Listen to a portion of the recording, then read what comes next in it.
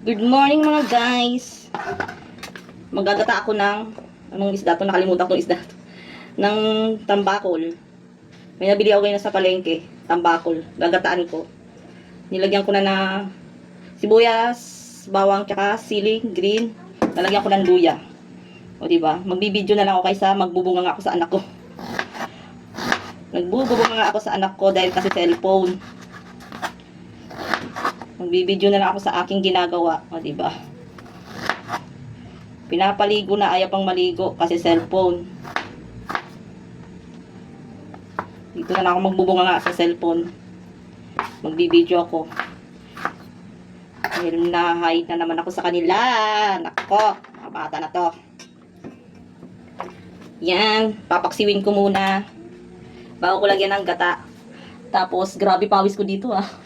Tapos meron akong konting pechay. Ilalagay ko mamaya. Papaksiwin ko muna yung aking gagataan na isda. Masarap yan kasi pagka pinaksiw mo. Masarap, tapos matagal pang masira pag pinaksiw mo muna yung isda na gagataan. Kaya ito, diba? Mamaya ko nilalagay yung gata. Yun naman. Nalagay ko na yung gata guys sa aking pinaksiw na tambakol. Gagataan ko kasi. Ang bango ng amoy na to. Nalagay ko na yung gata. Hindi ko mabidyohan kasi nakapwesto na yung cellphone niya. Ang hirap magpwesto ng cellphone. Hahanapin mo pa ko sa magandang anggulo. Yan, sinali ko na yung gata. Lagyan ko ng konting tubig para masimot. Diba?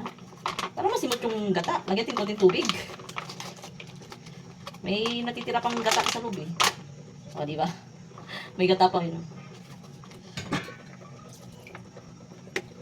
Kukuluin ko lang yan at ilalagay ko na yung pechay.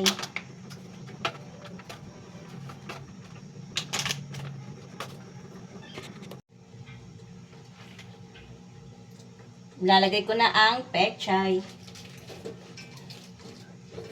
Paibabaw natin yung pechay sa ginataang isda. Ang haba. Ang haba ng gulay. Para masarap, di ba? May gulay. Dapat talong ilalagay ko. Kaso kauulam lang namin ng talong nung nakaraan.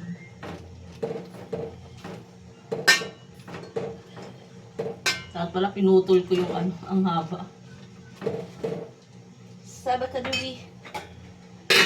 Diba? Abangan na lang mamaya.